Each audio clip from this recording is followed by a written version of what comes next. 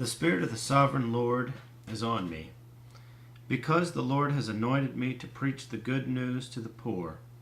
He has sent me to bind up the brokenhearted, to proclaim freedom for the captives and release from darkness for the prisoners, to proclaim the year of the Lord's favor, and the day of vengeance of God,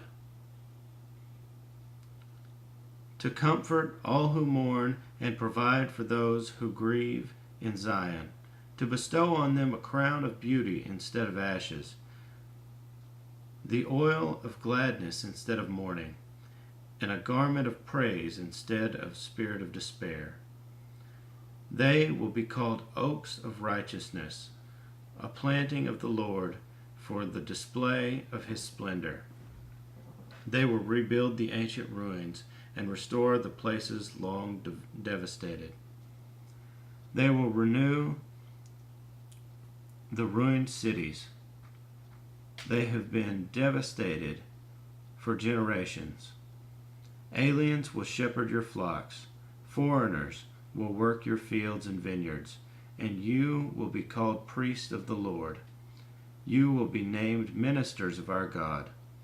You will feed on the wealth of nations, and in their riches you will boast.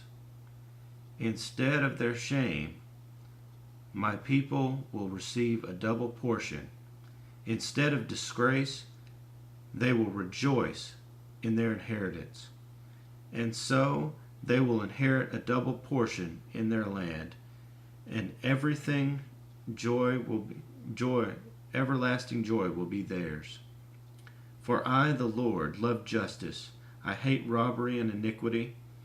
In my faithfulness I reward them and make an everlasting covenant with them.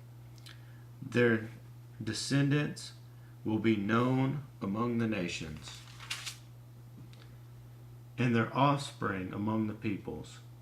All who see them will acknowledge that they are a people the Lord has blessed. I delight greatly in the Lord. My soul rejoices in my God, for he has clothed me with garments of salvation and arrayed me in a robe of righteousness, as a bridegroom adorns his head like a priest, and as a bride adorns herself with her jewels. For as the soil makes the sprout come up, and the garden causes seeds to grow, so the sovereign Lord will make righteousness and praise spring up before all nations.